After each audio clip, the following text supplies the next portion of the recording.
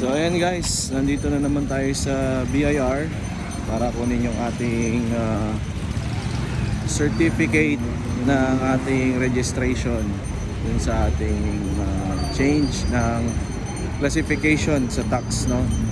Kunin ko na ngayon kasi nasikaso na natin at baka makasuhan tayo ng tax innovation. Ano ba yun? Tax innovation. Basta, no?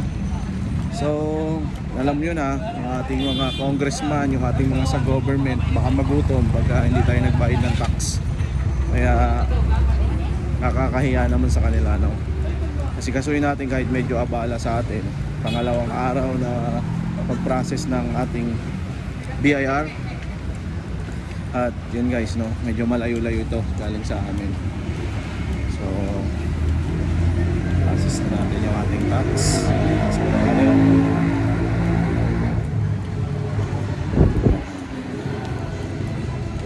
So, yung mga nasa ano dyan, no? Mga congressman dyan, ha? Ito na, babayaran ko na para hindi kayo masyadong pumayat. Kaya naman sa inyo dyan na nandyan lagi sa upuan, mga upuan nyo, no? Nag-aantay ng tax. So guys, isa pa pala, no? Ito ano lang to, parang kwento-kwento na lang natin, no? Usapan na natin.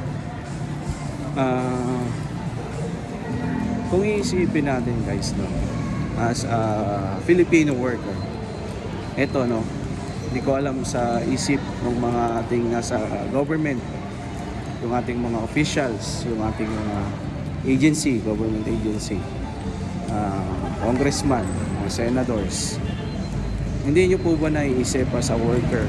For example, dito sa amin sa Cavite, ang minimum wage as a province ay monthly na lang natin kukompute. Monthly, 14 to 15,000 per month. Saan nandiyan yung tax eh? Now, yung mga nandito sa government, for example, congressman, senador, 15 to 16,000 as a regular worker yung aming sinisweldo, sinatsaga namin.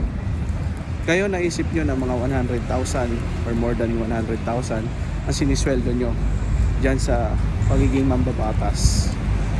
Papasok lang kayo sa opisina, nandun, nakaupo, sabihin natin na meron kayong mga staff na tumatrabaho para sa inyo, sinisweldohan din nyo ng government. Hindi pa ba sapat yung 100,000 o 200,000 per month na sinisweldo nyo dyan? At kailangan nyo bang kumuraot, no? Na hindi nyo siguro na-experience yung kung paano ka papasok ng 8 hours, 8 oras kang papasok sa isang company, sisweldo ka ng dati 10,000 lang per month, no? On time, or 15. Compare mo naman versus naman doon sa mga 100,000 na sinisweldo nyo dyan. Tapos hindi pa kayo kontento. Talaga nga naman, no? Para kayong mga buhaya nga sabi nila, di ba? Mga buhaya, kung may pagkakataon kahit busog na kakagat pa rin ng no? Kukuha pa rin ng pagkain kahit busog na sila. So yun guys, no? Wala lang, kwento-kwentuhan lang natin tungkol dito sa aking opinion pagdating dyan sa pagiging corrupt ng ating gobyerno. Yun lang guys, bye bye.